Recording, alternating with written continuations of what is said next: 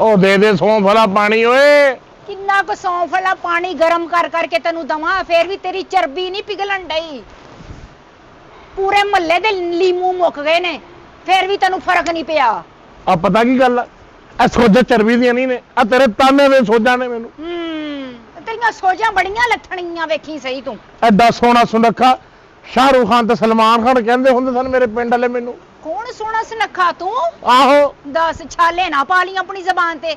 ਸੋਹਣਾ ਸੁਨੱਖਾ ਓਏ ਜੀਨ ਜੋਗੀਏ, ਪਾਣੀ ਦੇ ਸੌਂਫ ਵਾਲਾ, ਮੇਰਾ ਡਾਈਟ ਦਾ ਟਾਈਮ ਲੰਘਣ ਦਿਆ।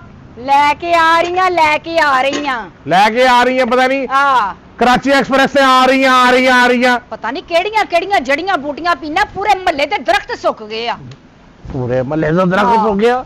ਤੇਰੀ ਗੱਲਾਂ ਸੁਣ ਸੁਣ ਕੇ ਮੇਰੇ ਕੰਨਾਂ ਦੀ ਮੈਲ ਸੁੱਕ ਗਈ ਆ। ਮੈਲ ਸੁੱਕ ਗਈ ਆ, ਲਾਸ਼ ਜਿਹੀ ਮੁਫਤ ਦੀ। ਤਮੀਜ਼ ਨਾਲ ਗੱਲ ਕਰਿਆ ਕਰ, ਮੇਰਾ ਲਾਸ਼ ਹੀ ਮੁਫਤ ਜਿਹੀ। ਤਮੀਜ਼ ਨਾਲ ਪੀ ਲੈ ਹੁਣ, ਚਰਬਾ ਤੇਰਾ ਲੱਥੇ ਸਾਰਾ। ਮੈਂ ਨਾ ਪੁੱਠੇ ਹੱਥ ਦੇ ਖਾਣ ਲਈ।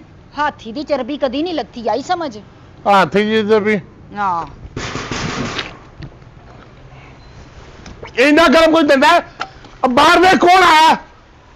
ਕੌਣ ਹੈ? ਉਹ ਭਾ ਮੈਂ ਵਾਂ।